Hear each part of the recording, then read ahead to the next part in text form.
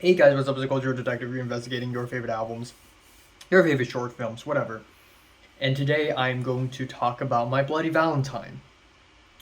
So I think yesterday I filmed the cloud busting analysis video, and I thought to myself, you know what? Might as well film the My Bloody Valentine scene by scene analysis video, even though the whole short film is just one scene. And I won't be able to finish talking about it completely right now because it's 11:30 p.m. at night. I'm gonna go to bed. I'm gonna watch a couple episodes of a TV show and go to bed. So I'll continue like tomorrow, maybe. I don't know. But yeah, let's talk about My Bloody Valentine. So after filming Cloud Busting, and actually around the time I started brainstorming ideas for Cloud Busting, which was around March, April of 2022. I also knew that I had to make a 2 minute no dialogue short film. So I already knew that I had to make two short films over the summer of 2022. And it's the first time in my life making two short films in such a short period of time. So it was kind of challenging and also kind of crazy. And also, the more I think about it, the more I realize, oh my god, it's like a companion piece almost. Like, even though My Bloody Valentine has nothing to do with cloud busting, but I thought of it as a companion piece because my technical skills and abilities of script writing and directing is kind of at the same level, and the poster is similar for both of these short films. And originally, I wanted to have these two short films to have the same aspect ratio. So more on that later. But anyways, I made this short film for Chapman University, which is one of the best film schools in America right now. And Chapman University requires its film production students to do a 2 minute no dialogue short film. And on top of that, it has a prompt. The main character has to make a discovery, and that discovery leads to a dilemma, and he needs to make a decision by the end, all in 2 minutes. This is even fucking worse than cloud busting. This is so much more difficult. Yeah, I don't know if it's for me. I guess different people, different writers, different filmmakers have different styles, and I am the long form guy. If you give me 3 hours, uh, I will fill it up. If you ask me if I would rather make a short film or a 3 hour epic movie, I would do a 3 hour epic movie because I love long epic movies. Hell, I love TV shows and limited series. If I could expand a movie into a TV show, I would. The longer the better. That's my style. So the fact that I was only allowed 2 minutes for this short film is insane. This is really, really difficult for me. So I planned to get over with cloud busting, and then only after finishing cloud busting, I'll start brainstorming ideas for My Bloody Valentine. So it is around, I think before the shoot of cloud busting, I already had an idea of what I wanted to do. And at that point, it's not called My Bloody Valentine. At that point, this short film is called Hunger. Hunger. Hunger.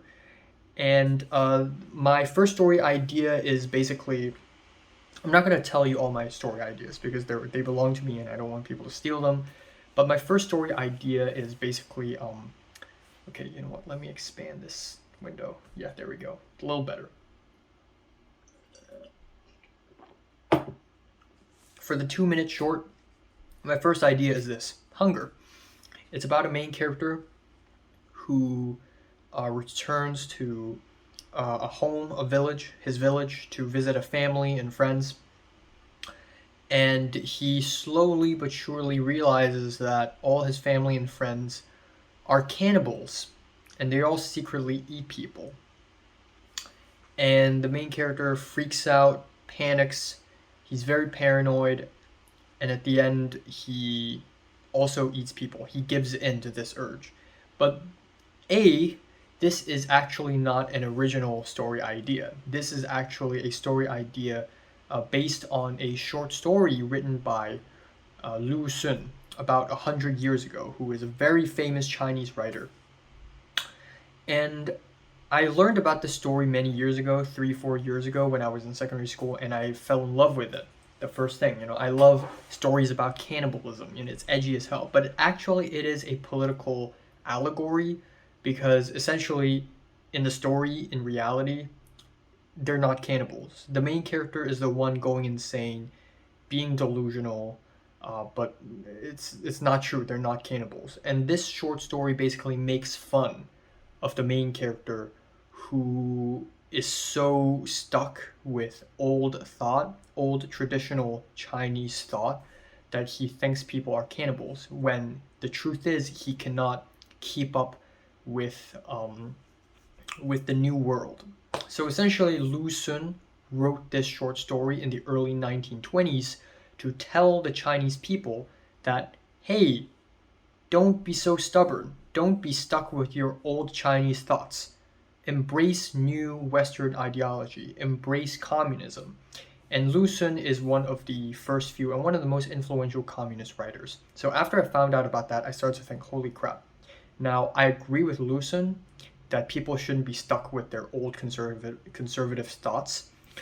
And at the time, in the 1920s, when the Qing dynasty and the Chinese government was really weak, well, in the 1910s, in the 1900s and 1910s, when the Qing dynasty was really weak and is falling behind compared to other Western powers, I agree why. I understand why Lu Xun would write a short story like that. But as of now, if I write and make a short film based off of a short story written by a communist writer, it's not going to be a good look on me. So for political reasons, I didn't do Hunger. And another thing is I just didn't know how to. It's really difficult to write a story that is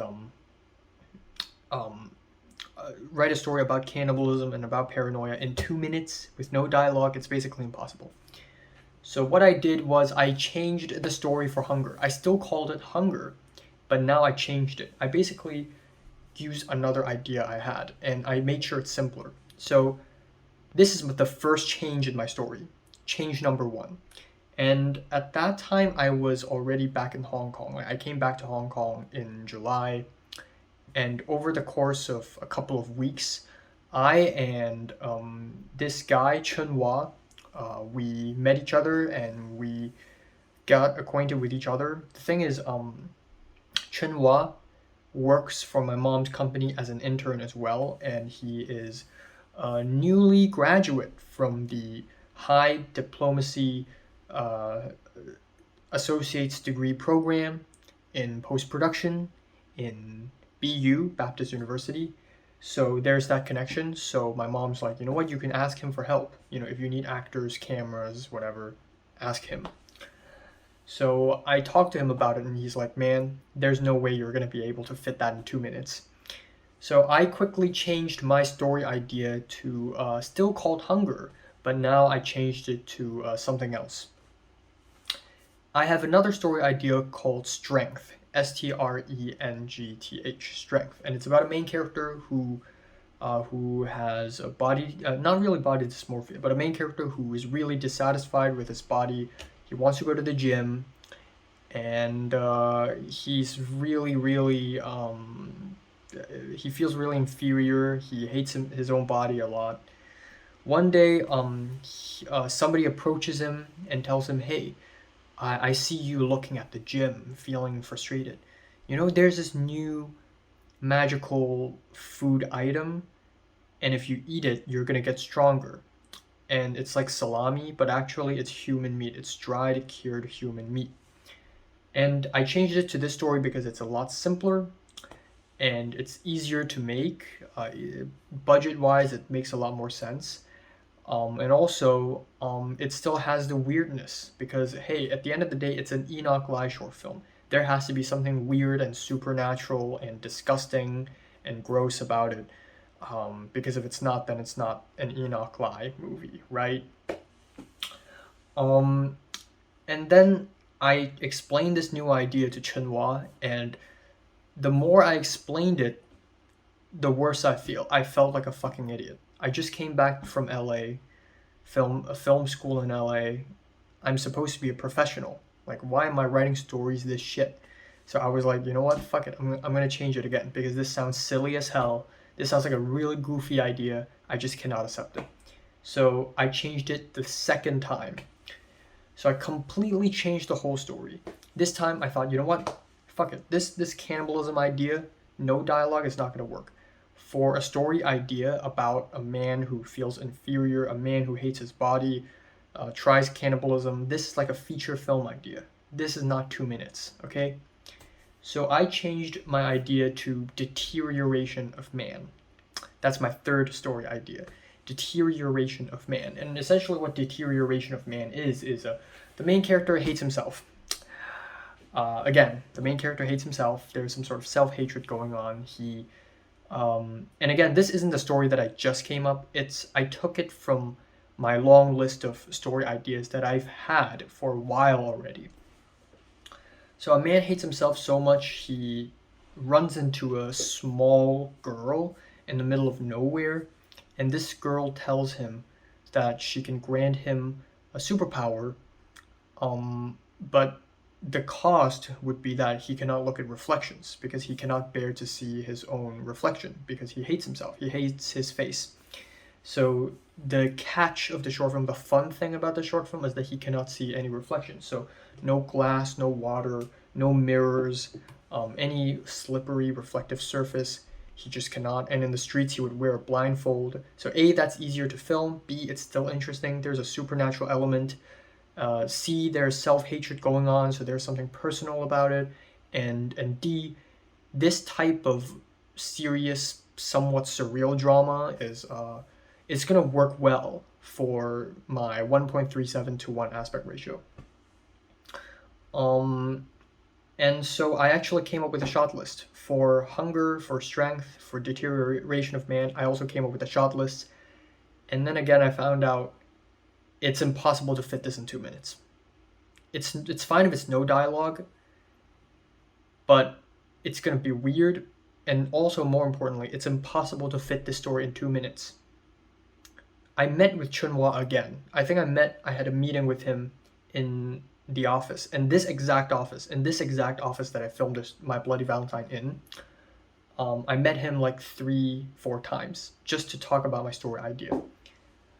And he was honest, and I'm happy he's honest. He told me, okay, cool idea, but A, I don't know what's going on. B, you can't fit this in 2 minutes, man. You really can't.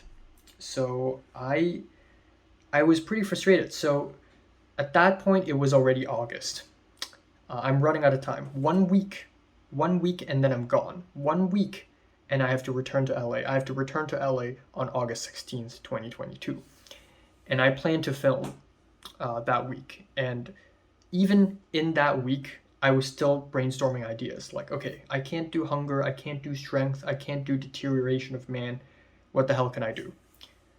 So I started to think, okay, first of all, so for the decision, right, for the decision that the Chapman University prompt is about, for me, the decision is the main character decides to take off his blindfold and looks at his reflection.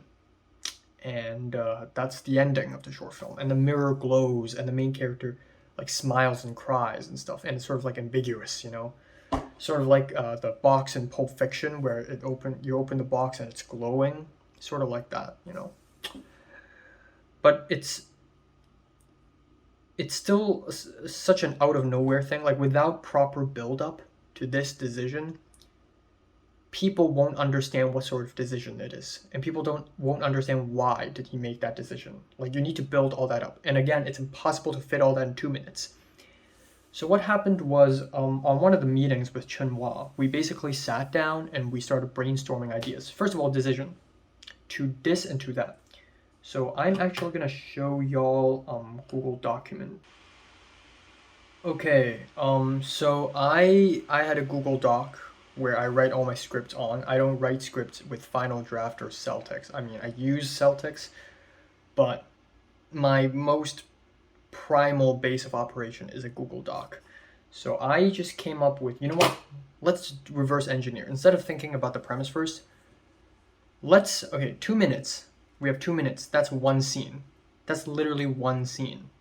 That's it. One location, one scene. Let's not fool around. As much as I hate writing stories that only take place in one scene, I'm left with no choice. So let's instead focus on the decision that the main character has to make. So I started coming up with things to open an envelope or not. And then I gave myself a reason why I didn't want to do this, like, a mysterious envelope. Nothing supernatural. It's not an Enoch-like story if nothing supernatural is going on. To kill yourself or not. Come on, that's too cliche. Everyone's gonna, come on, seriously?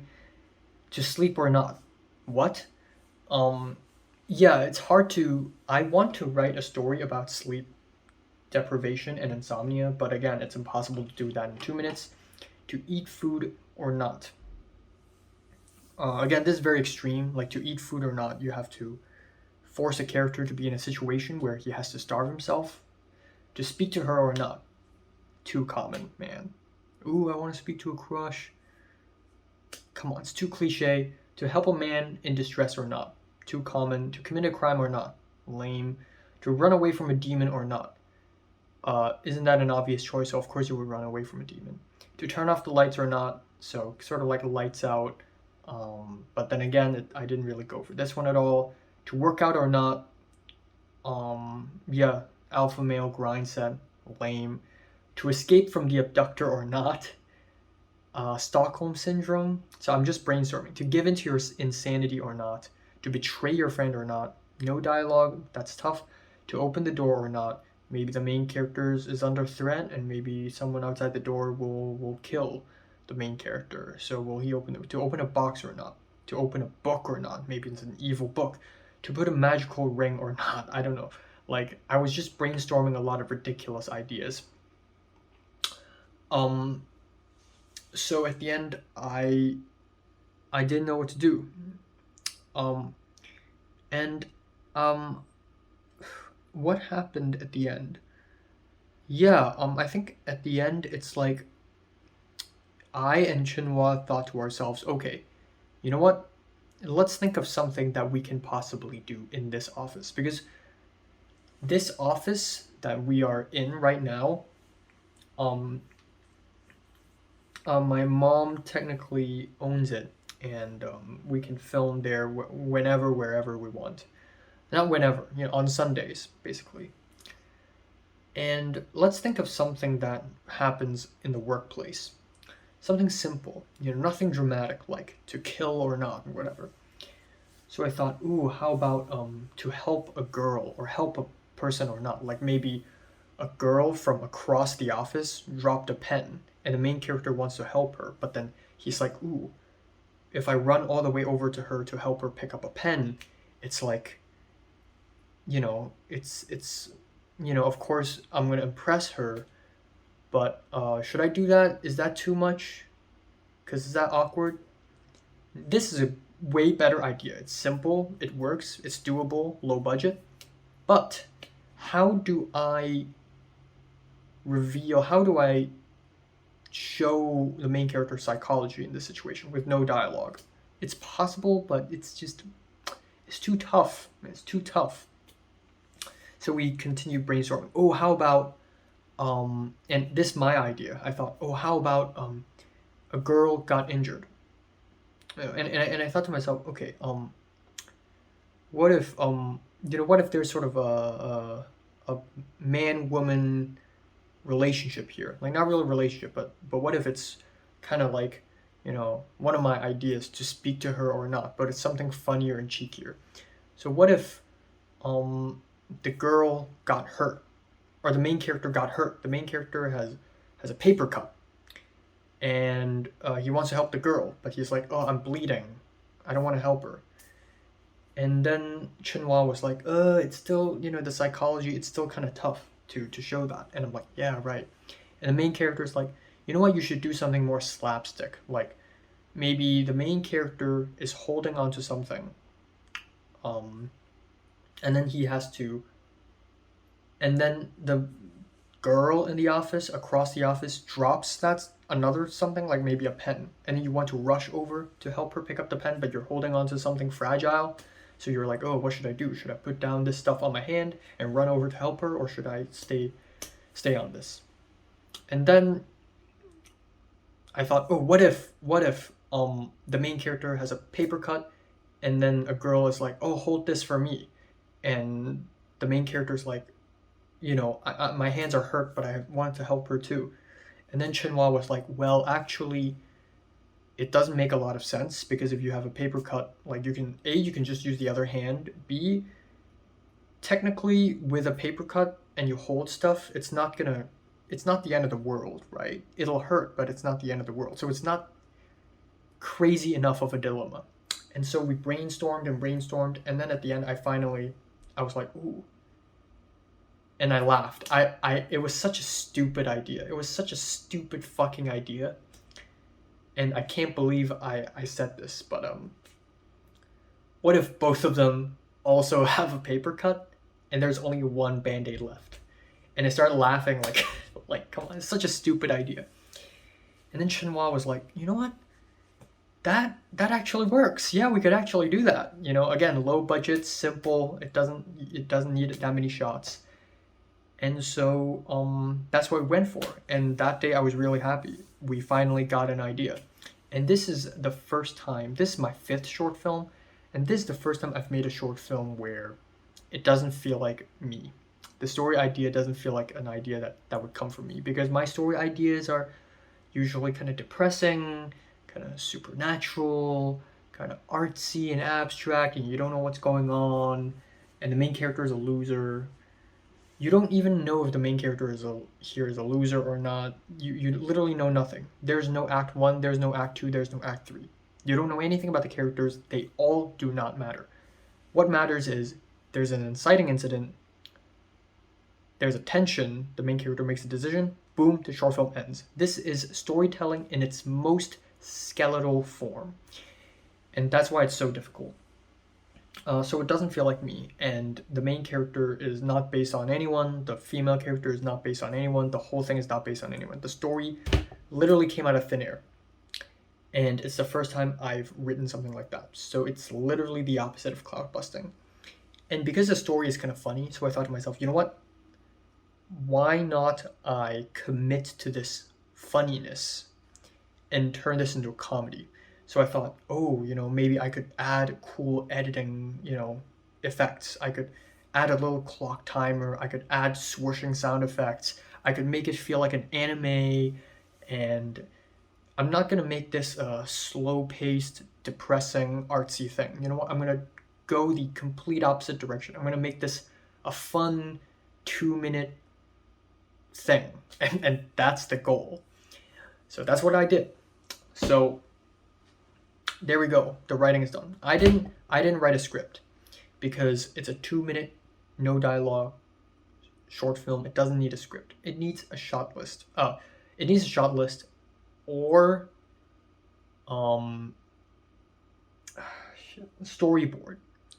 So I didn't even write a shot list for this one. I think I did, but ultimately I only used a shot list. I printed an A4 paper with 9 squares on each side, and then I just I drew on it, and the drawings are terrible, but I tried my best. And so 18 shots, 9 shots on each page, 18 shots, 2 minutes, boom, boom, boom, boom, boom, boom, boom, boom, boom, we're done. So Chinhua called his friend.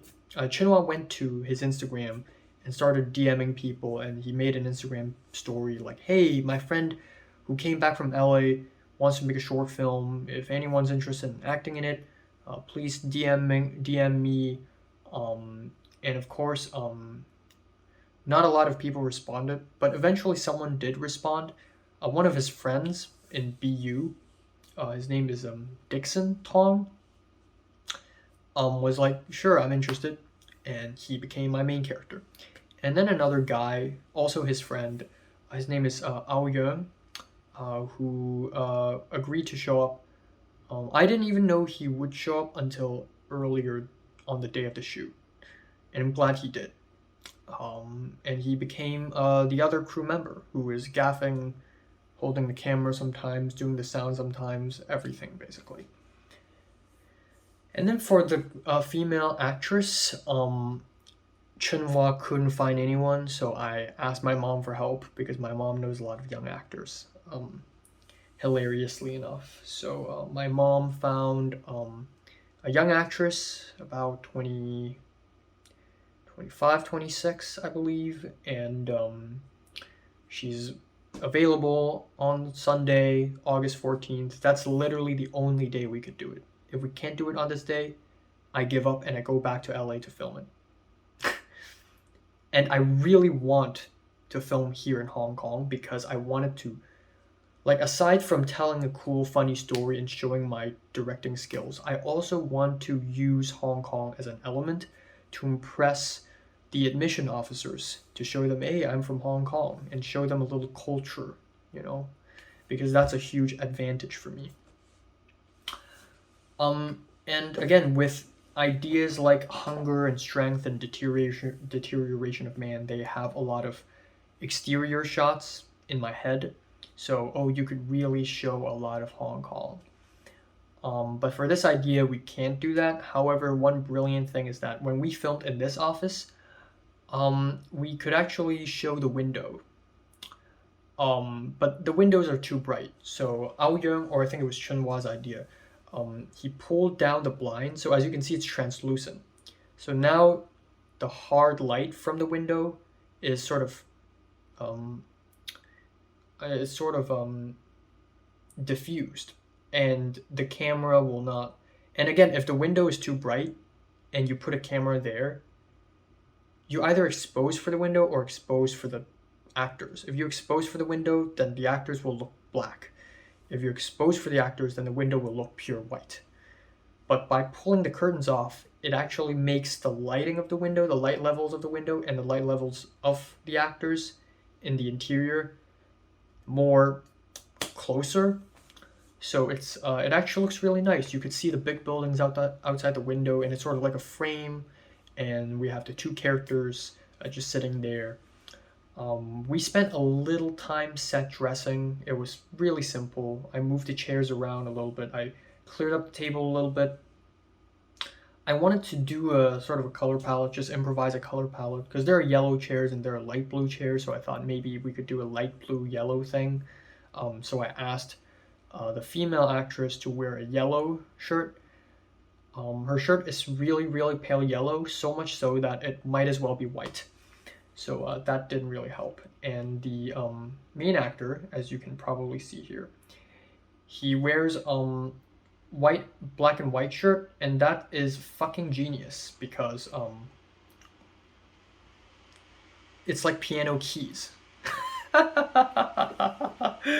and the female actress is playing piano. Also, right before, I think on the day of the shoot, I forgot if it was on the day of the shoot or was it like a couple days before the shoot, I thought it would be fucking boring if the two characters are also writing stuff on a piece of paper in the beginning. Like, how about I make the main character write, and since I have a piano here, why not have the female actress play the piano? So I thought to myself, ooh, maybe she could play Fly Me to the Moon, and then for the end credits, I'm going to use the Evangelion Fly Me to the Moon, because I just finished watching Evangelion at that point, I believe.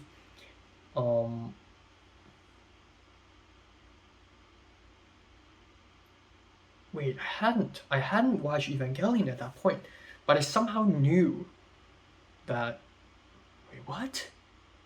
I somehow knew that Evangelion EDs are Fly Me to the Moon, so I was like, you know what, might as well.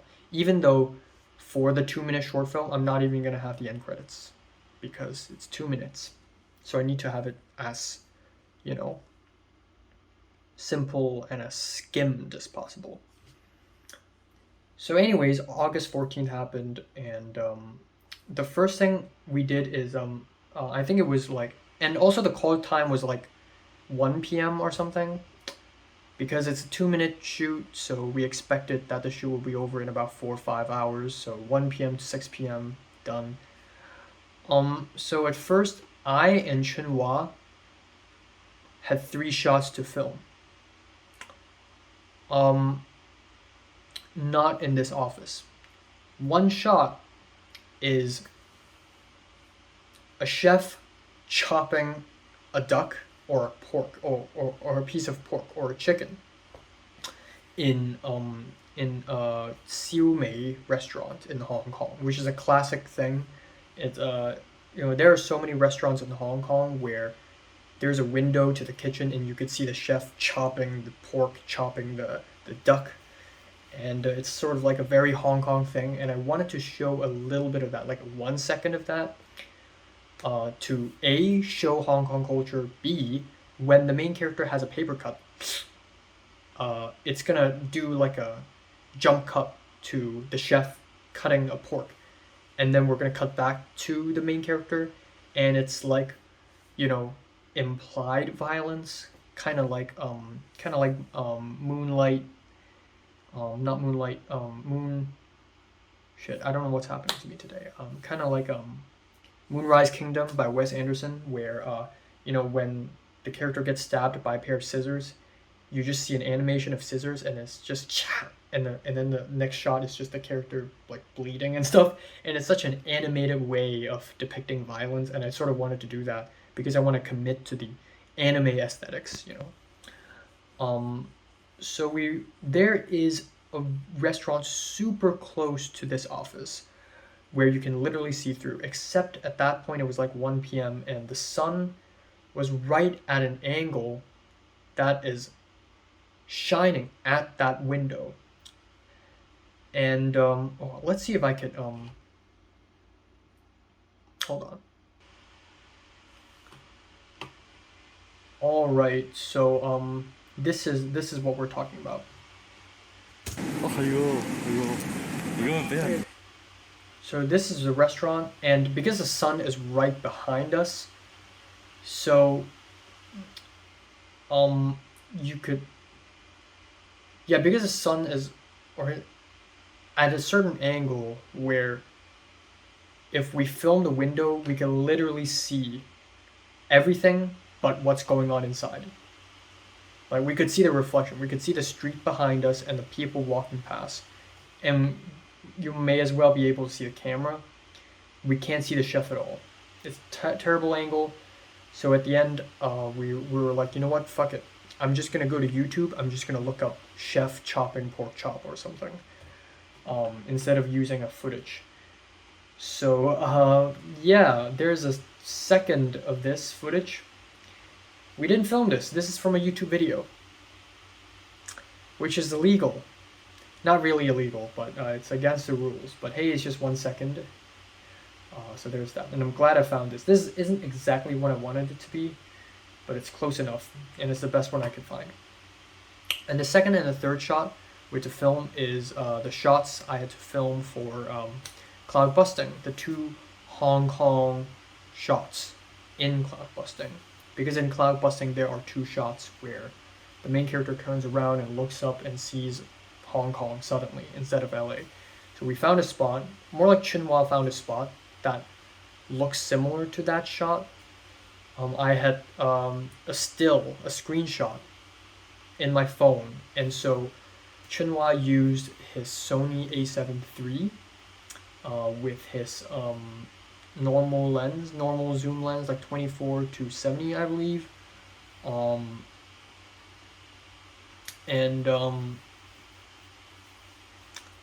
I forgot what lens he used. I think it was like a normal, like 24 to 70, like a kit lens or something.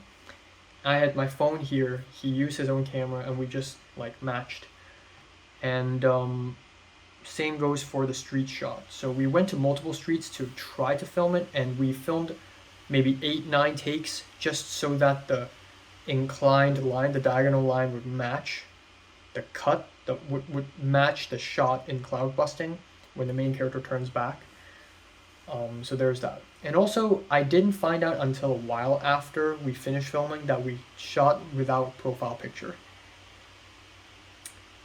which is kind of funny. But then again, this is like a 2-minute short. It doesn't need a profile picture. It doesn't need color grading.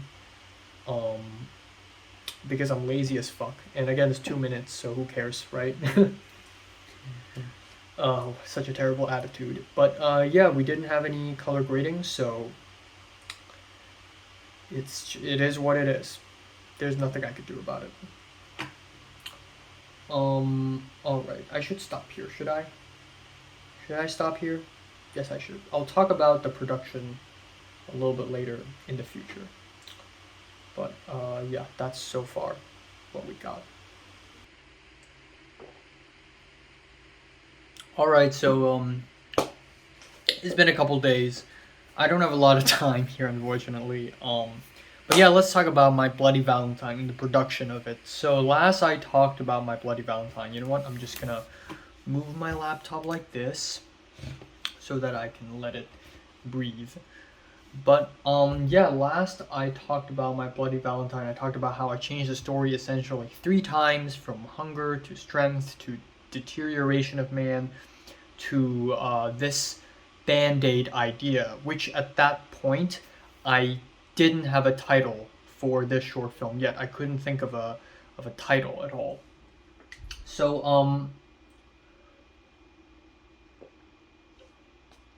I think this might be the first time in my life where I've made a short film and I didn't even know what the short film will be called until the production is finished. Um, yeah, come to think of it, actually, Dreams of an Empty Street. No, I knew Dreams of an Empty Street was the title before I filmed it. It's just that the title was changed. But in this case, I really didn't know what to call this short film. Okay, but yeah, essentially, let's go through what happened on that day. I believe this was August 14th, just 2 days.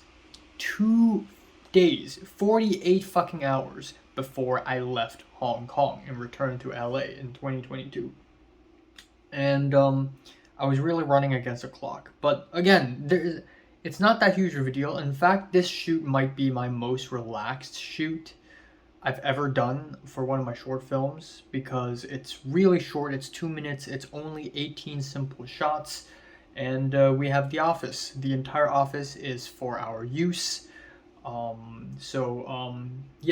me, the insurance guy who is a Chunhua, his friend Ao Young, the main actor and the main actress Dixon Tong and Nicole Chu.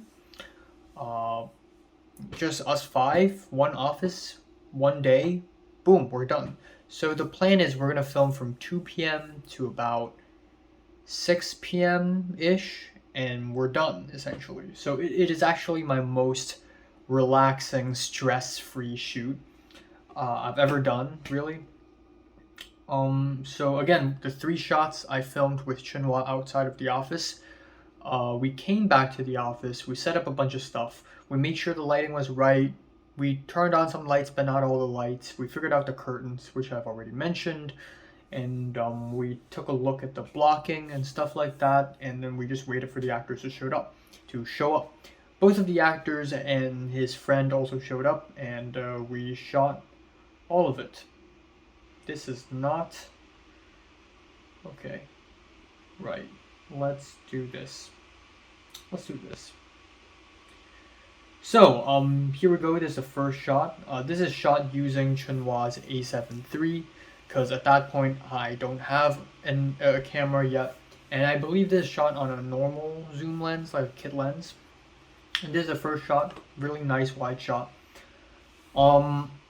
Yeah, so I realized, I think on that day, on the day of shooting, or I think a couple days ago, before the day of the shoot, I realized, holy crap, I wanted a cameo in the short film, because I want to land a cameo in every single thing I do. If I make a TV show in the future, I will make sure I land a cameo every season, every short film, every movie, even if I direct music videos, even if I direct fucking plays or commercials, like I will ever do that, by the way. I still want to have a cameo, because that's like my signature, that's like a watermark. And for a 2 minute no dialogue short film where it's just one scene and 2 characters, how the hell do I do that? The only chance I got without breaking the momentum of the short film is to show up in the first take, in the first shot, not the first take, first shot. So that's what I did.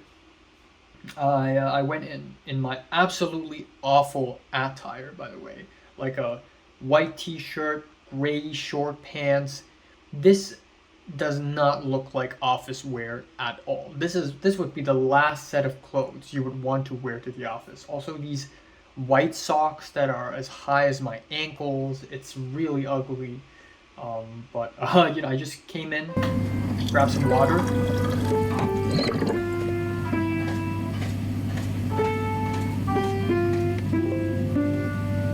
And then boom, that is the first shot, and then we have the title card.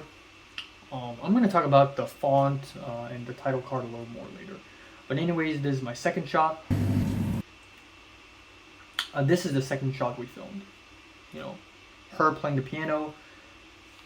I forgot if I mentioned this already, but I don't know what she would play in the piano, and so I wanted the end credits sequence of this short film to be "Fly Me to the Moon," and then I thought, yeah, maybe again, it's kind of weird. I don't think I watched Evangelion at that point, but I already knew. Like, I think it's because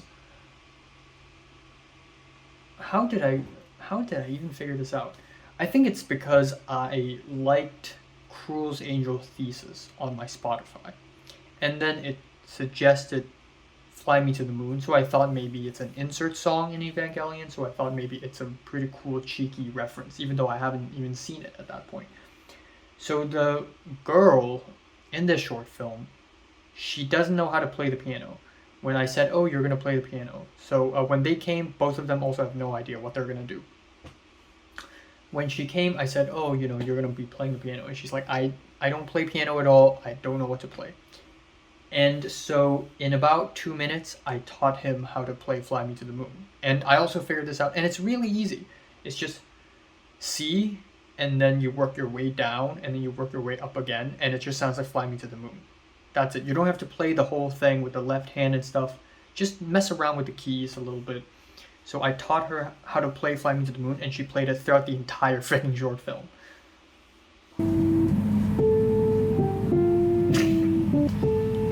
So yeah, and then there's a third shot here. Again, I tried my best to make it, look good with the yellow, but it is what it is. And also, if you look at the table, you would find on right here. How do I highlight this? I guess I can. Right here in the bottom left corner of the screen, I think you can see that again in the overhead shot, right? Right here in the right side now, you would see a bunch of menus. Now this is pretty funny because I wanted to, again, this is a series of thoughts and ideas. I wanted to show off Hong Kong culture in this short film. And now I need to incorporate that into a paper cut. So I thought the best way to do it is to show a chopping of a pork chop or a piece of meat in a classic Hong Kong styled grilled meat restaurant. Not really grilled meat, you know what I'm saying. But Chunhua was like, that's really weird and random. Unless you build that up, unless you set up for that shot would feel super out of place and it's just going to be weird. For me, it's fine, but I do agree with that. Maybe it needs some sort of setup, some sort of hint that this pork chop, this duck chicken chop is going to make sense. So maybe our main character is hungry, because people in office, they get hungry and then they would have menus they would bring menus back home, back to the office, so that they can, immediately think of what to order and what to eat for lunch, so that a coworker would go downstairs to a nearby restaurant and order all that stuff while everyone else wait. And I guess this works differently in America and other Western countries. Certain restaurants in Hong Kong, especially very local, very traditional style restaurants, they mass print menus these paper menus. So you go to a restaurant, you visit it, and you can take one and just leave. And you can go back to your office or go back home and you read it there. And you can order online while looking at that, or you can, already figure out what to order and then go down to a restaurant and just make the order. But anyways, I and Chinhua immediately improvised and found several menus stuck onto the walls in the office with magnets onto the whiteboard. So we just put some there. Another thing is the paper that you see that the main character is writing on. Also have Easter eggs on them, actually. I printed these paper out that morning, so technically I'm the prop master as well. But there should be a close-up. Okay, so right here, there are 3 pieces of paper, and all 3 of them are written with something. To the very right, the one he's working on right now, it's actually the entire Yoshikage Kira monologue from JoJo. The piece of paper in the middle is actually lyrics to my Little Airport song, which is one of my favorite canto pop songs of all times, and also a nice cheeky reference to My Little Airport.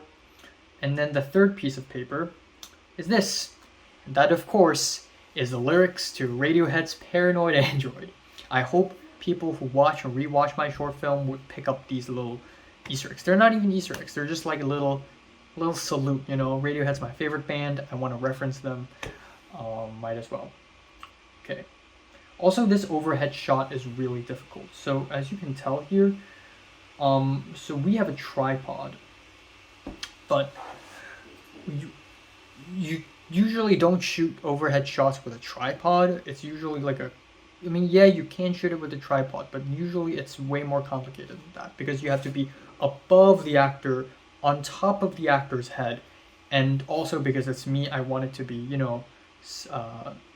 aligned. So the line of the table at the bottom would be actually, flat. And that's extremely difficult. So what happened was, Chinhua just held the tripod, and the tripod is looking down, and that's it. On a better film set with C-stands and maybe even cranes, not like I'm going to use one, but it would be easier, but this is the best we got. And it's kind of ambitious for a student short film to have an overhead shot. Usually it's just medium, wide, close up, done. But especially for no dialogue short film, I really want to show off how creative I get with camera angles and shot sizes and everything. Anyways, so the main character is writing some stuff. He's distracted by a he gets the paper cut. Now here comes the paper cut itself.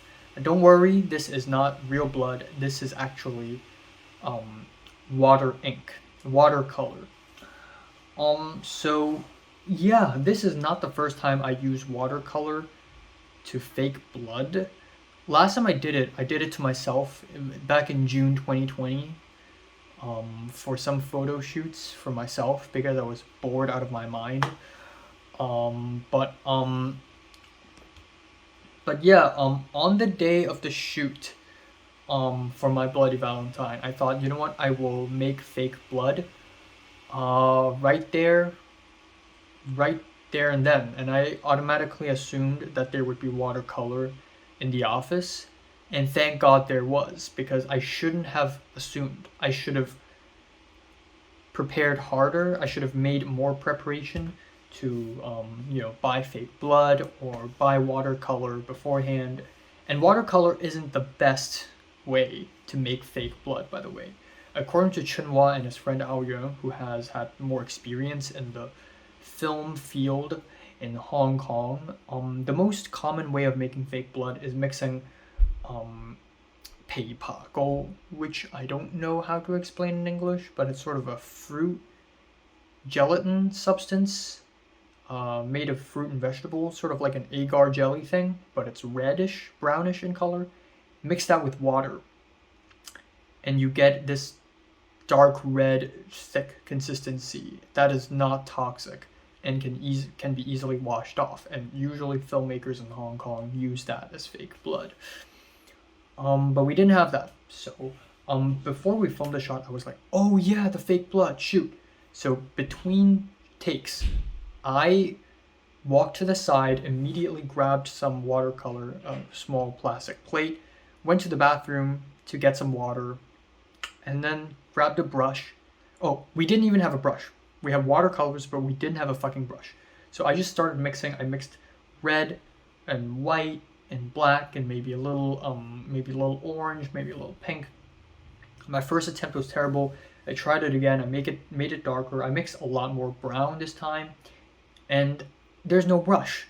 What the fuck? So really, this is a super low budget indie filmmaking, guerrilla style basically. There's no brush to the watercolors. What the hell do I do? So I found a toothpick somewhere, and I just used a toothpick. And it's actually good because toothpicks are very thin, so I could just draw like that, like as if it's a pen. So I drew it on his arm.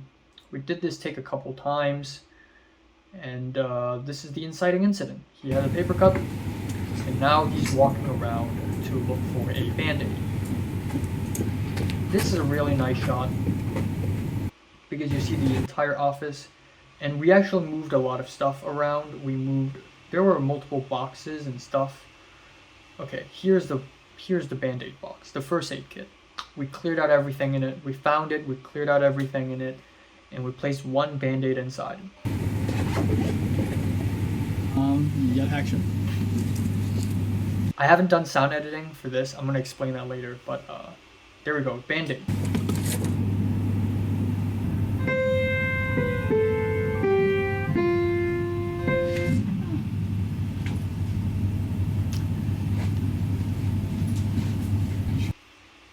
Here we go, guys. This is the most complicated shot of the entire short film.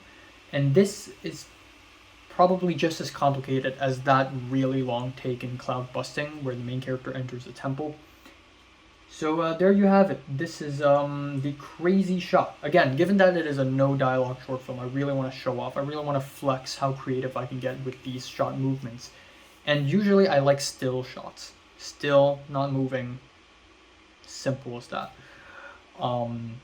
But for this short film, stylistically, I'm committed to something else. I'm committed to making it as funny and as wacky as possible. So I started coming up with these crazy shot ideas. One of the shot ideas is this blocking. He finds out that he hears that the girl has had a paper cut, and the camera does a 180 degree. And that is extremely freaking difficult. That is insanely difficult. I think we did at least 13 takes of this, 10, 11, 12 takes of this at least. This shot was magnificently difficult, and it was a lot of fun as well, given how ridiculously difficult it is. So let's see if we have multiple takes of it. There we go, all the takes. Action.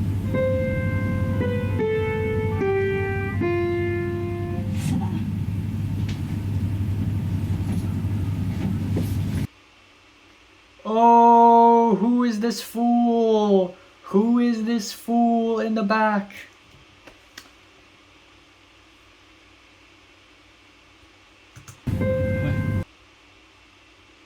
Okay, this was just a test. Yeah, and because this position in the office room, we're between a wall and a table, and we moved the table away a little bit without breaking the continuity, but it's still very limited space. And for the camera operator to do a 180 degree around the main character is extremely difficult. So what ended up happening is Chenhua is the one holding the camera. So there's a position. So this is the character, right? There's a character, and the camera is like this, right? Chenhua, this position A, he spins 90 degrees right here. This is position B, and he hands the camera off to Aoyang, who holds the camera and moves to position C. And they do it as smoothly as possible without losing focus, without losing symmetry, with the same distance, same speed, and without hitting the wall from the back, and at the same time trying to avoid a gigantic light, a gigantic diffused light hidden in the far back. We did so many takes. Oh. That's him. That's him. I'm gonna...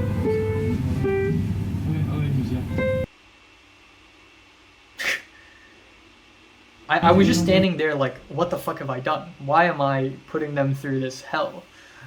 I feel so stupid. But then I also really want the shot.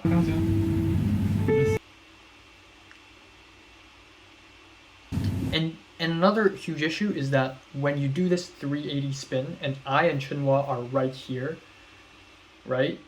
When the camera arrives at position C, both me and Chunhua would be in the shot as well, which is fucking stupid. So when Chunhua hands Aoyang the camera, both me and Chunhua have to lay down on the ground and hide. Yeah. Are there other takes of this?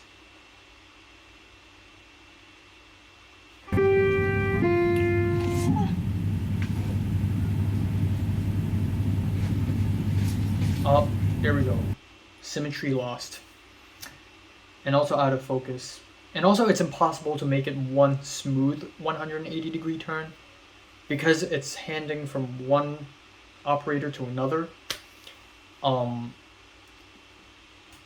It has to stop midway. It's just too hard. And another thing is this is on a gimbal, so many times the gimbal failed. Many times the gimbal messed up and went tilted or whatever. Yeah, so many takes of this. Action.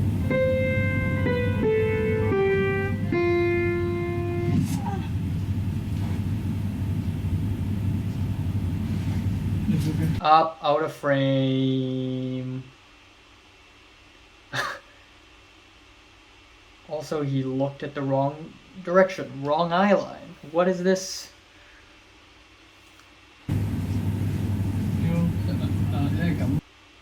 Okay. Yeah, so that was really difficult, but we're really happy when we got it.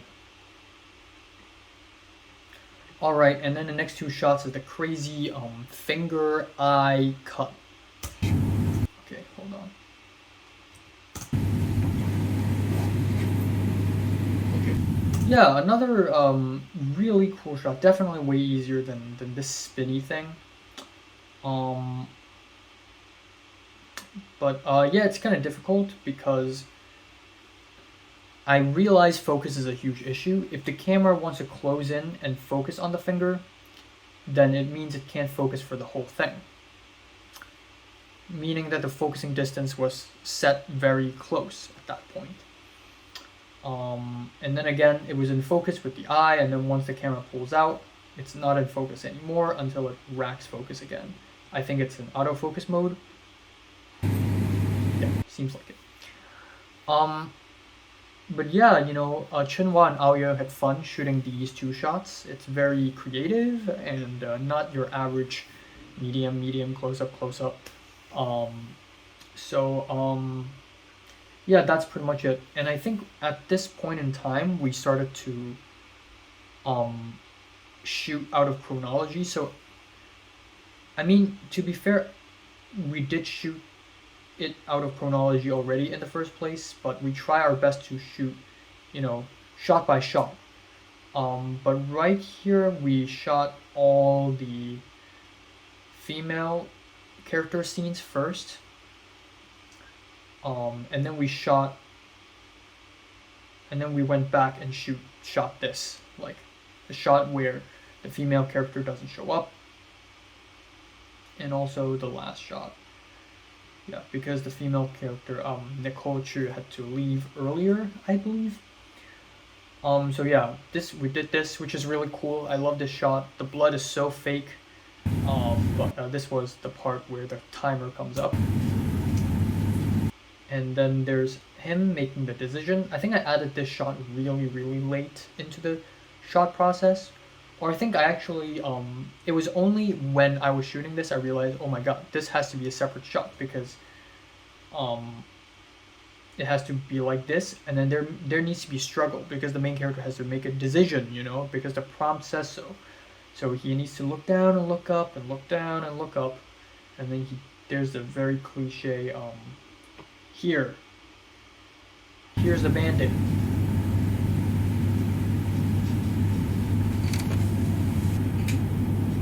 This is the JoJo reference. I and Shinhwa shot this while we were sneaking under a table, and I had the manga panel pulled up on my phone, and he was essentially matching the manga panel on my phone to the camera. I've never done something like this before, and it's so much fun. It's so ridiculous, such a ridiculous shot, and it's so much fun, and it's so unnecessary as well. But I can't think of any other place where I could pull off something like this. And then we have the band-aid scene.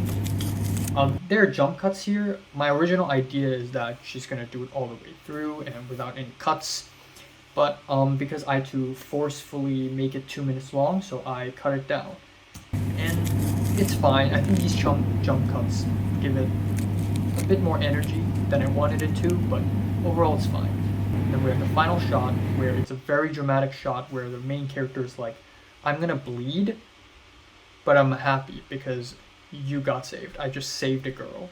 And it's kind of perverted a little bit, heroic maybe, don't really know, kind of ambiguous, kind of funny. Again, the blood does not look right at all. Does not look real at all. Very lame. I tried my best. The blood dried up, and then I had to redo it again. Yeah, and the lighting, I wanted very dramatic lighting, but I didn't visualize how it's gonna be like, so I just explained it to them like dramatic lighting. And at first I wasn't really satisfied with it, so Aoyang was like, oh, you want it to be like pure black in the background, and I'm like, oh yeah. And because we have one light only, one gigantic diffuse light, so he set that light above on top. So now we have this very awkward raccoon eyes. It is dramatic, but if we had a better gaffer and if I was a better director, we would have probably conjured up a more interesting image. Not the best ending shot I could have hoped for, but you know what? It gets the message across. And also the camera's a little shaky. I was hoping for a very smooth pull in, like a very slow, smooth push. I guess the gimbal wasn't working really well. And then that's it. End credits. So we finished the shoot pretty early at around 6 p.m. pretty much on time. We all left, and I gave everyone $200. So that's the funny thing. Shoot, I forgot the budget. Hold on. All right, so here's the thing. In LA, because actors and crew and cast are so easy to find, and because there are so many film students here, generally if you're an amateur filmmaker, usually people do things for you for free. Actors act for you for free because you get to direct a short film, they get to enrich their portfolio. Same goes for people who end up in your crew. So it's really easy to make short films for cheap in LA, and it's the opposite in Hong Kong. In Hong Kong, it's really difficult to find actors and crew members because they're always busy, and there's just this atmosphere in Hong Kong, according to my mom, that everyone needs to get paid. No matter how big or how small the gig is, everyone needs to get paid at least something. So my mom told me to pay everyone $400 or $500. I'm like, there's no fucking way. There's no fucking way. It's a 2-minute short film. I'm not spending thousands of dollars just for this 2-minute thing. Meanwhile, I just spent $69 US for for cloud busting. So I ended up, you know what? Out of courtesy, out of respect, I gave everyone $200. So it's 200 for Chunhua, 200 for Aoyang, 200 for the guy, 200 for the girl, 800. That is the budget for the short film, 800. And it's still very cheap in my opinion. Like I didn't pay anything for the camera because it's Chunhua's camera. I didn't pay anything for the lights because the lights belongs to my mom's company. It's actually in the next door. Like there's an office, and then the room next door to this office is literally all the lights and all the sound equipment, the boom mic, the Band-Aid. Fuck it. I'll use it as a prop. Okay, like. Yeah, and then the location, the office, is just an office. It's my mom's office, so I get to use it for free. All the money is spent on the people, $800, boom. So that's that. Let's talk about the sound a little bit, because after cloud busting, I was pretty concerned with sound. I realized that sound is my biggest enemy when it comes to filmmaking. Yeah, so I was pretty concerned. And we didn't have a boom mic. Did we? I actually forgot. Yeah, I think we didn't have a boom pole, but we have shotgun mics and everything. But at the end, we mostly used two types of mics. One is the Zoom sound recorder, and that's it. It's not attached to a boom shotgun mic, just the sound recorder itself. And then one is the Rode wireless sound recorder, which records sound directly into the camera, meaning that the sound is already in the camera, in the footage, in the video. So I don't need to, match the audio with the sound together, match the audio with the image together, and all that stuff. So yeah. And this is amazing because it made everything simpler for me. It made editing simpler. And the wireless mics, they're really small and you can literally hide them anywhere. You can put them on the ground to collect footsteps. You can put them beside the piano. You can put them somewhere else. And it was so damn convenient, and I very much enjoyed it. Even though when I edited this short film, I later realized that that is actually not a good idea. But at the moment, it was great. It was a fantastic sound recording device that I had no problem with. So that's that. So I was pretty satisfied at the end. So let's talk about the title of this short film. My Bloody Valentine. I wanted to do a musical reference because cloud busting is a music reference.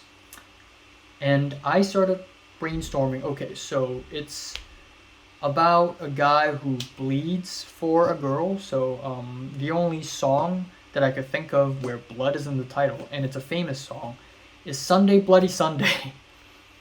And I thought, okay, it doesn't make sense at all. They're going to the office, they're working. They shouldn't be doing that on a Sunday. Even though it's funny because we actually shot this on a Sunday. So I thought Monday Bloody Monday. I mean, similar, right? And then I thought, you know what? I think it's kind of insensitive to use the song title of a song that is called Sunday Bloody Sunday because it is about Bloody Sunday, which is a very bloody, violent event that took place in Ireland a while back in the 60s, I believe, and use the same title on a 2-minute no dialogue comedy student film. I think it's kind of insensitive, so I ended up not going for Monday Bloody Monday, and I'm so glad I didn't go for that because I realized, holy shit, bloody, my bloody Valentine. And it makes sense because Valentine, there's a guy and a girl, ha ha ha, kind of makes sense, I guess. So that's what I ended up going for, My Bloody Valentine. And I also want the font because it's kind of a comedy, so I'm not going for Arial Black. I'm not going for the ultra stretched, bold style. I'm going for something lighter, softer, more fun, and I went with Helvetica Rounded.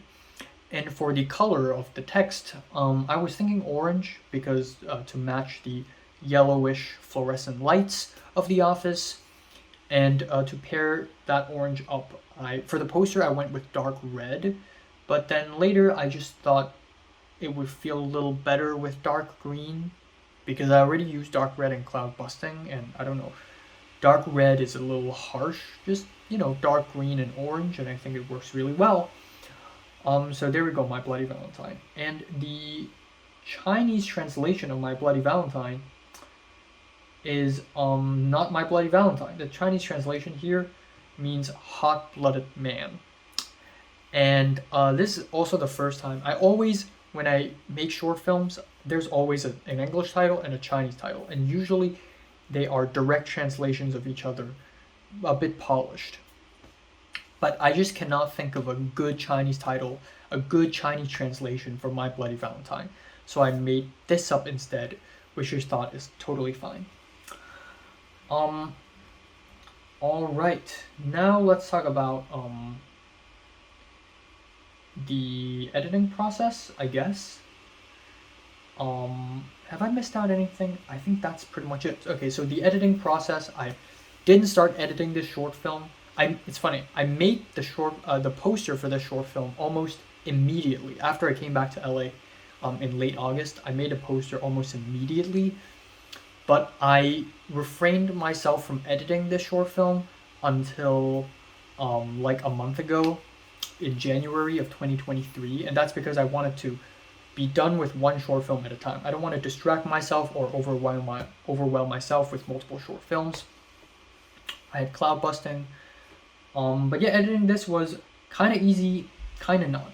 It's short, and I have a shot list in my mind. I have a shot list, not a shot list in my mind. I have a storyboard in my phone, and I edited it very smoothly. One thing that really got me was actually the sound, because I found out that recording sound for a single project with two different sound recorders is actually a silly idea. While it seems like a great idea at first, but then you realize that the sound quality of the Zoom recorder and the sound quality of the Rode wireless are totally different. Meaning that if I put a Rode sound and a Zoom sound next to each other, it's going to sound like a night and day difference, and it sounds hideous. So I opted to stick with the Zoom all the way throughout the entire short film. You see the green right here. You see the green. It's recording, right? I'll swear to God if it's not recording. You see the green? That's Zoom, because that's a separate audio file. And then this blue, that is from the camera itself. Oh. So that took a little figuring out, especially in areas like this. There's a pen sound, there's a piano sound, and I had to make sure the piano sound is consistent, like it doesn't randomly abruptly chop off halfway through the song. It actually ends and start over, and it feels natural. And after the cut, the piano stops a little bit, and then it resumes. But it has to be done in a very natural way, Okay, hear this. The piano quality just changed. Because in the previous track, the Zoom recorder is literally beside the piano, and then right here I think it's a little farther away. So the sound quality literally changed. And that is, again, very stupid and inconsiderate of me and the sound mixer, who doesn't exist. Another thing is the extra sound effects. So I'm really glad, I'm so freaking happy that I and Chinhua and Ao Young decided to have extra sound effects. So look at these extra Zoom files.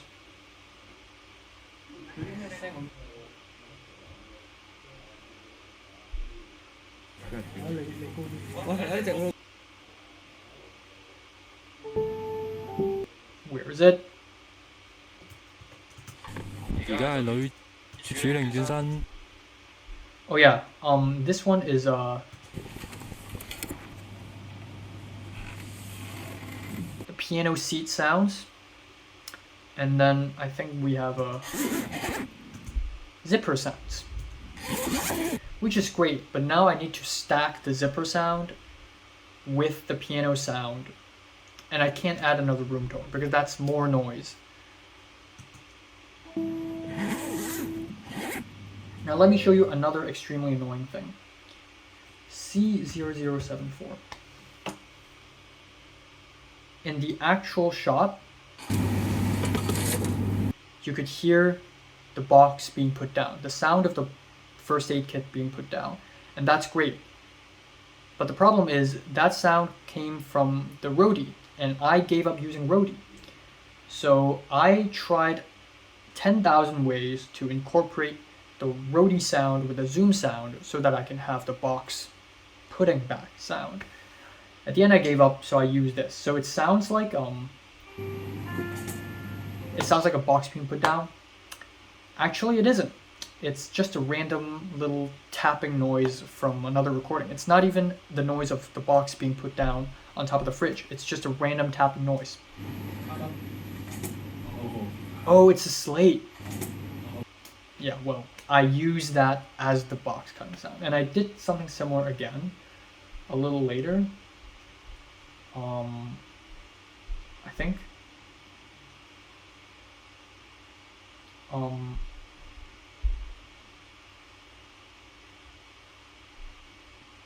And I think I used something similar at some point as well.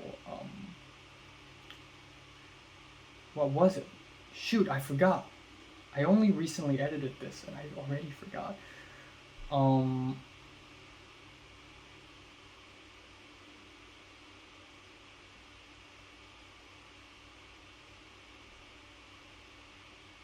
I think it was a lower note. I think it was this one.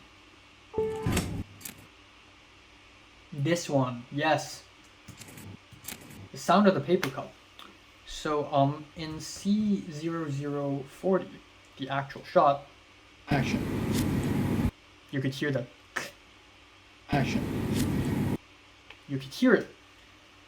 But then again, this is from the wireless sound, and we didn't pick any of that up in the zoom, because at this point, when we filmed the shot, the zoom mic is all the way at the piano. So I had to quickly replace it with another sound. And I brainstormed 1,000 ways. So I came up with this. This sounds like a paper cut sound, but really, I don't even know where this sound is from. Oh, it's just paper sounds. But it's just a flicker of a paper. So I guess it does work. But yeah, I really had to think outside the box here. It's not the paper cut sound, it's just a paper fidgeting sound. Very aggressive paper fidgeting. But yeah, that's pretty much it. Another thing is I had to add all sorts of crazy anime stuff here. So we have the swishing noise, which took a while to find out, took a while to look for, because a lot of anime swishing sounds are actually really goofy, and they're not really anime swishing sounds. They're just royalty-free YouTube. No way am I going to use these. So I did this.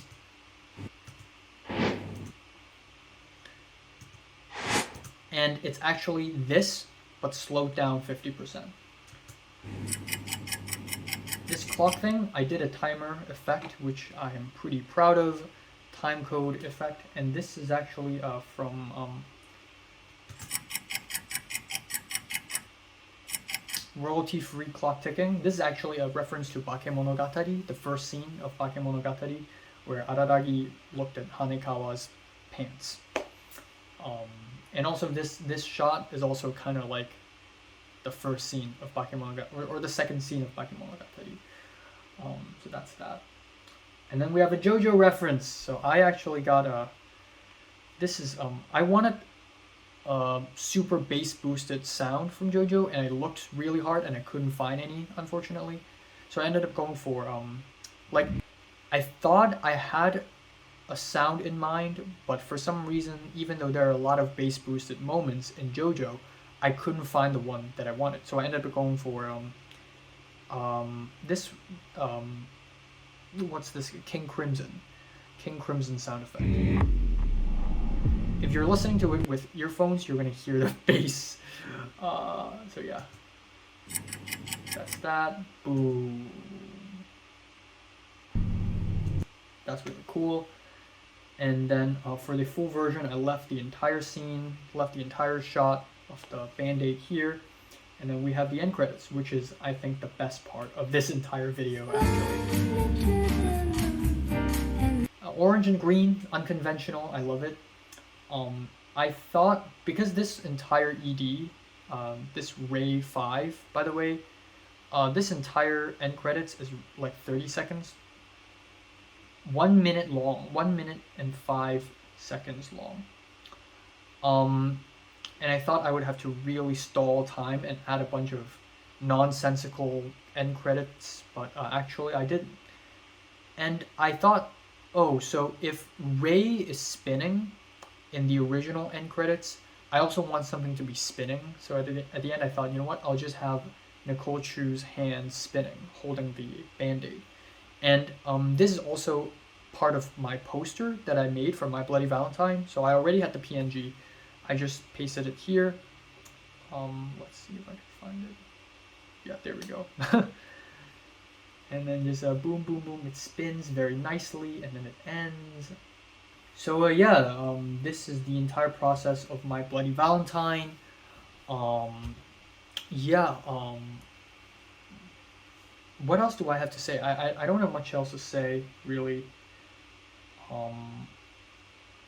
I think it's all right.